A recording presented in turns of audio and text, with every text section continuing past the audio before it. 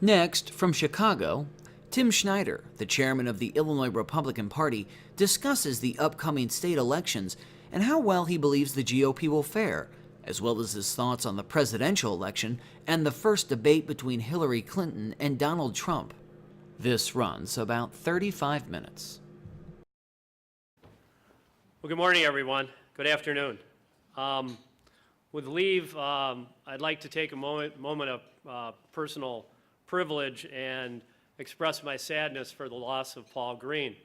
I knew Paul 30 years ago. Paul Green, when I was a township official, Paul Green was a staple at all the township events. He was there for everything. He had the greatest wit and the most charming wisdom of anybody that I knew in that circuit. And I will really miss his ramblings between Chris and Paul up here on the stage. And he'll be sorely missed. Also someone who's left our midst, yesterday we mourned the loss at our county board meeting of Commissioner Joan Murphy. Joan and I wrangled a lot. We didn't get along very often. We were on opposite sides of the fence most of the time. But I'll tell you that in one particular case, when I was just a newly elected commissioner, we fought really hard on an issue, and of course it was 13-4 Democrat over Republican at the county board at the time. So they won, and after the meeting, Joan comes up to me and she says, "Where are we going?" And I go, "What do you mean, where are we going?" She goes, "Where are we going for lunch?" And that's the way Joan was. She didn't care. And when the board meeting was over, the politics ended, and we went about our own way. You know, we could disagree without being disagreeable, and I think we need to go back in that direction a lot more in today's society. So with that being said, those two great people are gone from our midst, and we must move on. I want to tell you a little bit about my history, and some of you heard a few of these things about me in the past. You know, they say to people, say they don't care what you know until they know how much you care. And I started out watching my father be extorted by Cook County building inspectors at our business. We had a 9-hole golf course out in unincorporated Cook County, and every time a Cook County building inspector would come out, now my father was a staff sergeant in the Marine Corps in the Pacific, and he would be extorted for $25 or $50 by the building inspectors, or else he'd have to call my mom up. I remember, hey, Mama, she called her Mama, can you make some lunch for these guys? You know, and so my mom would have to hurry, make some lunch, and bring it down to the golf course, which was, the house was right next to the golf course, and make these guys lunch. Now, my dad and mom were people that got up at 6 in the morning, worked till usually midnight every day, 8 or 9 months a year, and here they are catering to these guys so they won't write an egregious, building inspection violation, which was really nonsense to begin with. So I saw that, and then when I was 26 years old, I general contracted my first house, and it was in unincorporated Cook County, and I took my 6 plats of survey, my 4 sets of plans, my plumbing isometrics, my electrical drawings, took them all down to the county, laid them on the counter, and the advisor for the building department said, "Come on, lay all these out. I'll be back when you get them all rolled out, laid on the table." He went back behind his cubicle. He didn't come out for an hour to look at my plans. Then he found something wrong with my plans, and he sent me on my way. Came back the next time. I had them all laid out on the counter, laid out all 24 sets of different plans. He's standing down there about 15 feet away. He said, "What are you doing down there? Roll all those up, bring them down here and unroll them in front of me." And all he had to do was walk 6 steps down to where I was. I said, this kind of thing has to end. And then I went over to the township, and something that really bothers me a lot is the fact that government employees or government elected officials seem to think that they're above the people they serve. And so we had a township clerk in Hanover Township that really looked down on people. She said, "What can I help you?" And that's the way she was every time I would go in there. So I said, well, I'm going to run for township trustee. So I ran for township trustee. I won. And lo and behold, the next election, she decided not to run for re-election.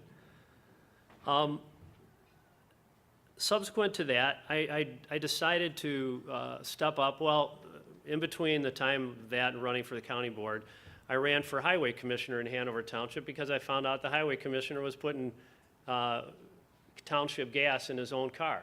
So I said, that's wrong. He said, I'll just keep doing this all I want. And so subsequently I beat him. And a couple years later, I ran for the Cook County board. And the story I don't tell too many people, but I was successful in being elected to the Cook County board. But a year after I was elected to the Cook County board, one of the department heads from the county took me to lunch. He took me to lunch, and I go, I wonder why he wants to take me to lunch.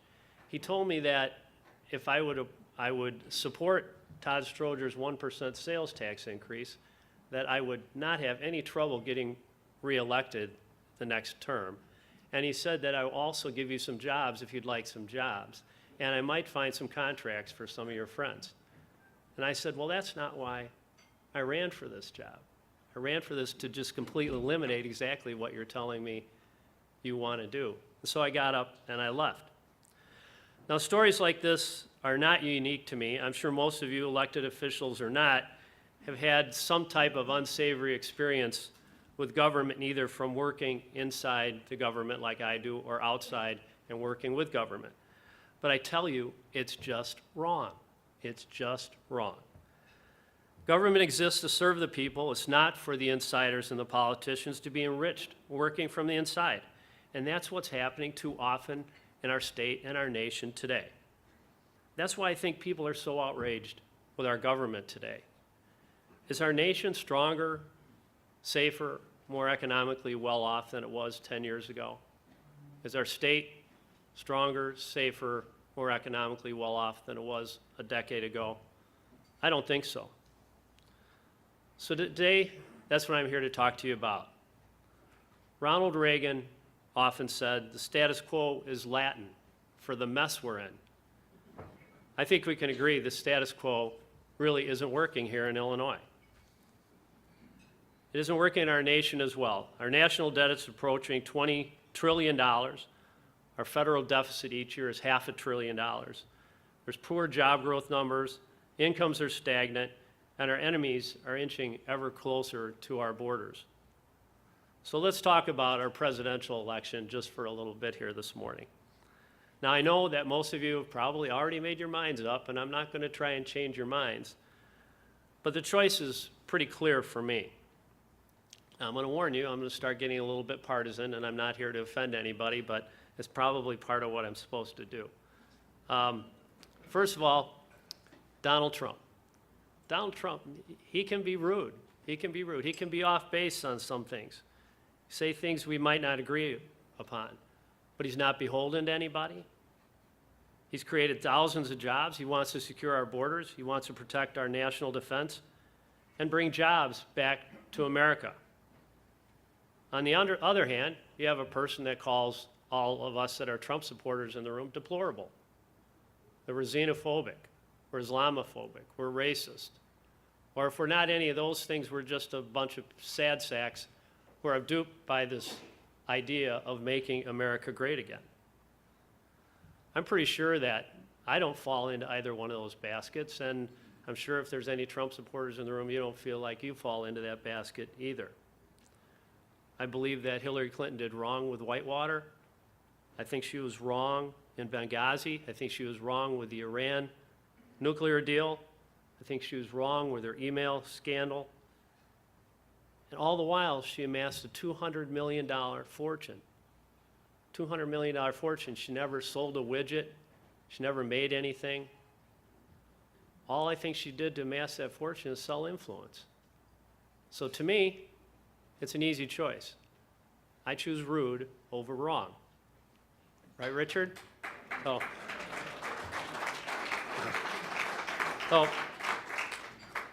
And now briefly about our United States Senate seat.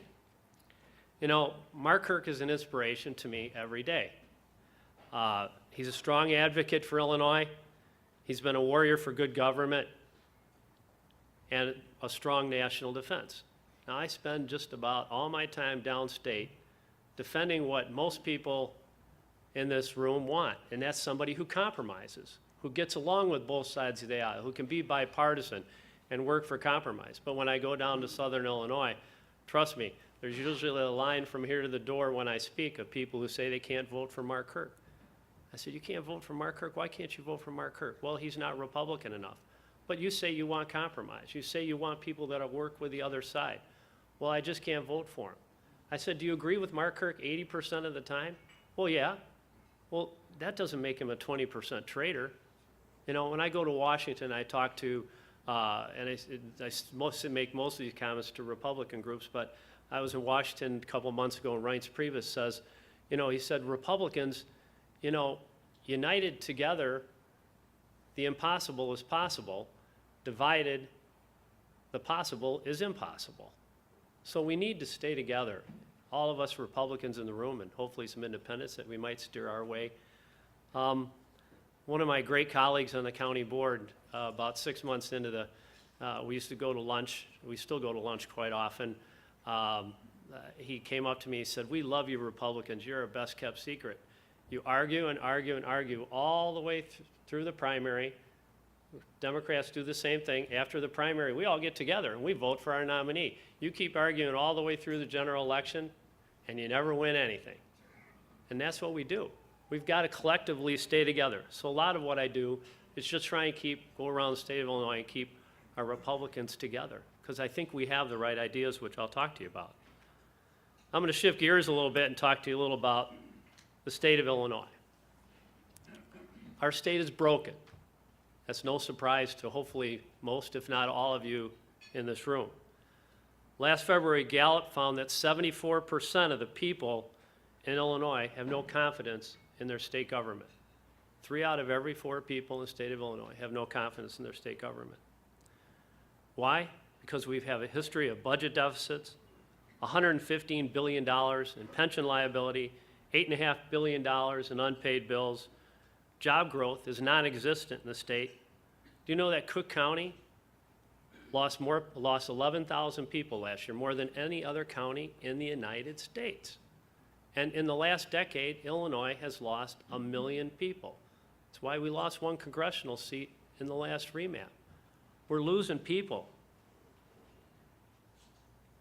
And yet, it's funny, 2/3 of our legislators in this election this fall have no opposition.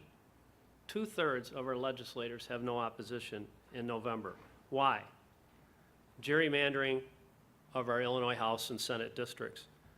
The best recent example of the urgent need for reform in Illinois is ruling by the Illinois Supreme Court on the independent maps amendment. That was citizen-driven, wildly popular, had bipartisan support. Over 500,000 people signed the independent maps petition, and yet Mike Madigan's lawyers swooped in, argued their case, and they blocked it. Madigan won. The people of Illinois lost. And don't you think, I was standing, it was a surprise at our Illinois State Fair, Republican Day of the State Fair, we had these buttons and it had a picture of Mike Madigan on them 45 years ago. Because Mike Madigan's been in Springfield for 45 years. 45 years. Is it time at some point to step down? You know, he's been there for 45 years. Can we say term limits in this room? So Mike Madigan draws the map, protects his incumbents, backs some with tons of cash, and then in turn, what do? They vote his way. Now, I've got no problem with that if it benefited the people of Illinois. If we had balanced budgets, if we had no pension deficit, if our bills were paid, if our social service safety net was provided for, if people were moving into the state, if there were more jobs in Illinois, that'd all be great. But it's not. The state is in awful condition. We have fewer jobs, higher taxes, antiquated schools, more crime, and no reform. The only industry growing in Illinois is U-Hauls. That's like, is that the legacy that Mike Madigan wants to leave this state? I hope not. I hope not. I was hoping that he and the governor would be able to work together, blame one another for things that were unpopular with their side of the aisle and work together towards something. But it hasn't happened because he's unwilling to move. So I'll tell you a little bit about our governor. It was February of 2013. I heard that there was this guy running for governor of Illinois, or considering running at the time. He hadn't even put his foot in the ring yet. And I asked if I could meet him. And I met him. We talked for a couple hours. And he said everything I wanted to hear somebody say that wanted to change and turn Illinois around. So I said I was all in. And we did some pretty neat things in Cook County in the fall of 2013 in a 4-person race. We were able to get an endorsement by the Cook County Republican organization in a 4-way race. You needed 60% of the vote for one candidate. He said it couldn't be done, but we did it. And he won the primary, and he went on to win the general election. I'll tell you, this is a guy that can't be bought, he can't be bribed, and he cannot be intimidated. He's the hardest working person I've ever seen. I tell most people, and maybe you've heard this story from me before, that he called me up one night and he asked me if I'd want to go on a bus tour with him. And I said, sure. It was his first bus tour into Southern Illinois. And I said, sure, when are we going? He said, well, tomorrow morning. And I said, okay, I'll clear my schedule. What time do we have to leave? He said, well, we've got to be down in Mount Vernon at 7 o'clock. So that meant we had to leave at 3 o'clock in the morning. So we got on the bus at 3 o'clock in the morning, drove down to Mount Vernon, did a waffle stop in Mount Vernon. Then we went to Nashville, Oakville, DuQuoin, Percy, Sparta, Chester, Waterloo, and Bloomington, all in our first day. We went all day long without eating, got to the hotel at 10 o'clock at night, said, what time do we get up in the morning, to his staff? I think it was Nick, and it'd be 6:30 or 7, and we did it again the next day. We hit 29 cities in 3 days, and he gave 36 speeches, and in between that time, he was giving radio interviews and calling his friends for money for the election. This is the kind of guy that will work unendingly to turn Illinois around, because I've seen how hard he worked to get elected for the people of Illinois. This guy will work as hard as he can. And the Democrats in Springfield, Mike Madigan, John Cullerton, the Democrats, they don't get this guy, because it's not about power. It's about the people. They don't understand anybody like him. That's an anomaly. All he cares about is people. He can move anywhere he wants. He can move anywhere in the country or the world, for that matter, that he wanted to. But he's chosen to put his foot down and lay his roots right here and try to build a better Illinois. So I hear often enough that our governor is destroying our state. He's eliminating our social service safety net, and it drives me crazy. You're going to blame a guy that's been in office for not even 2 years for the dire condition of the state for the last 3 decades? That's not a Bruce Rauner's making. It's Bruce Rauner that's trying to fix it and get it right and turn our state around. And the only way to do this is pro-growth and pro-business policies. It's the only way we can turn the state around.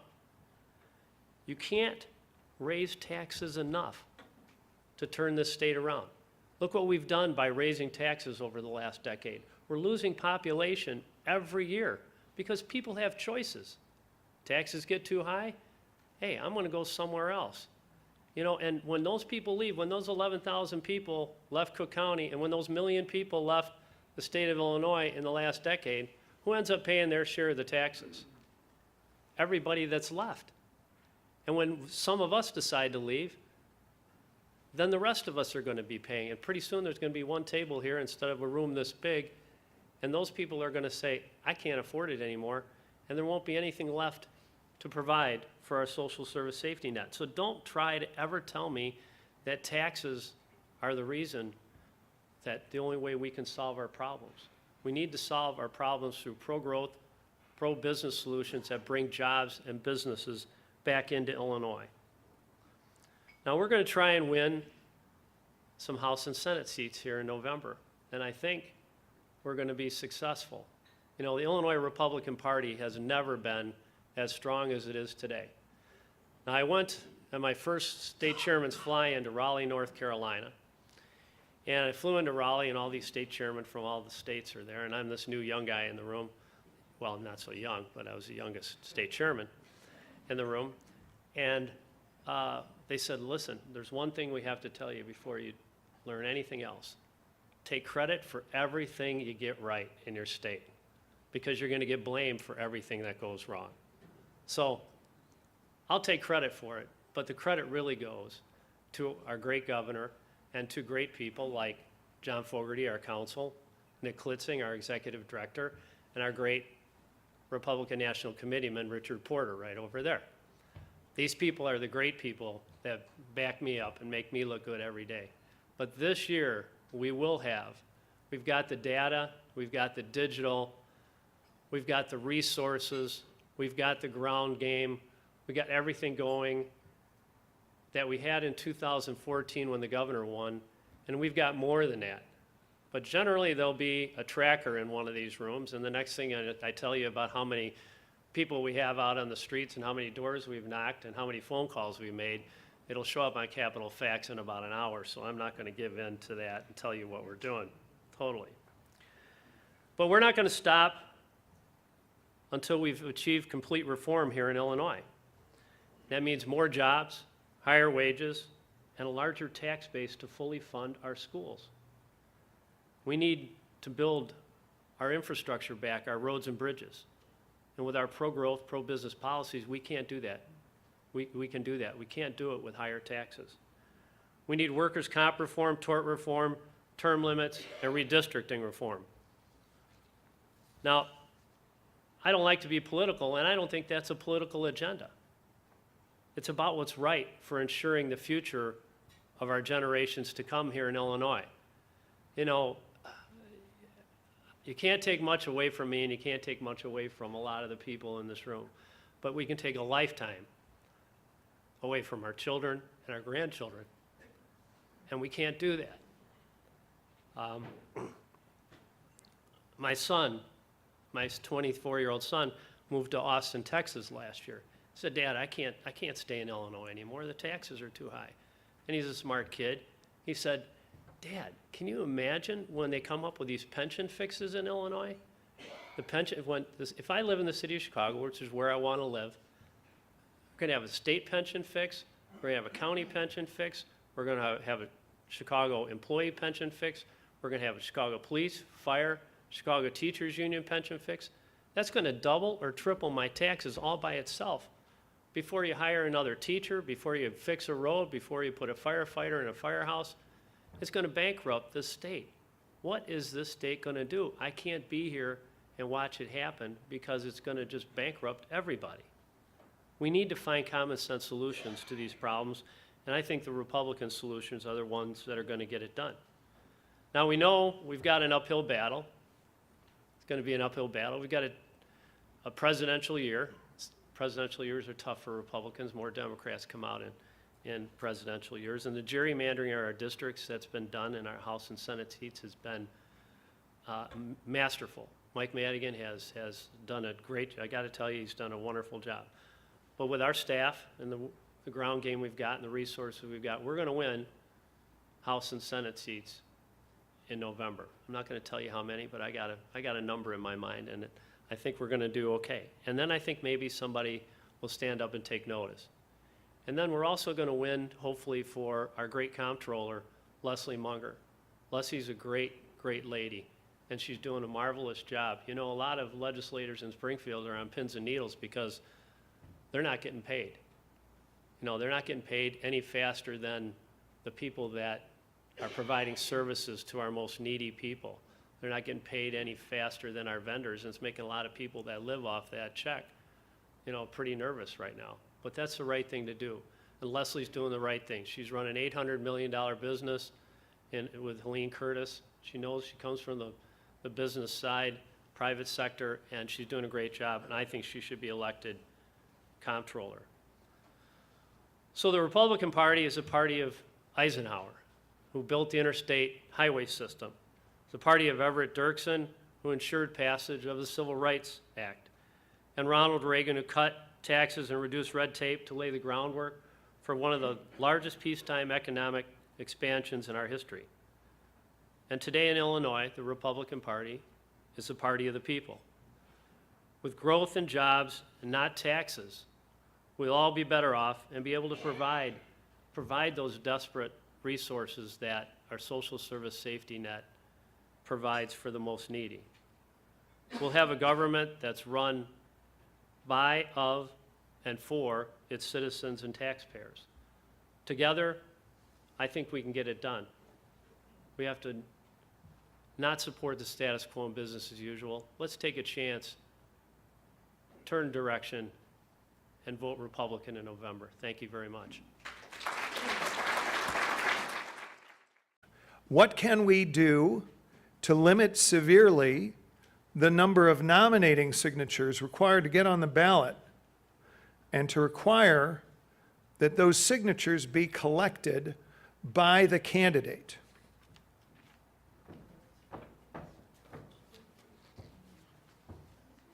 That's a good question.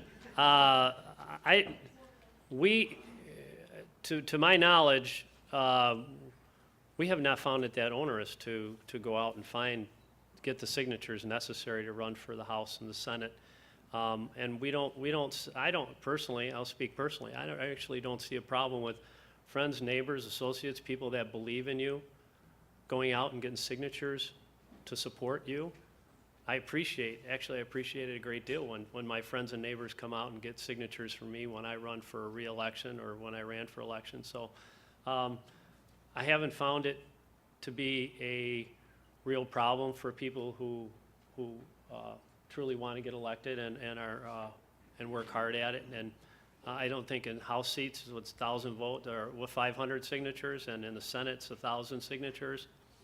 It doesn't seem too onerous to me, and in most cases, our candidates get 2, 3, and 4 times that many signatures.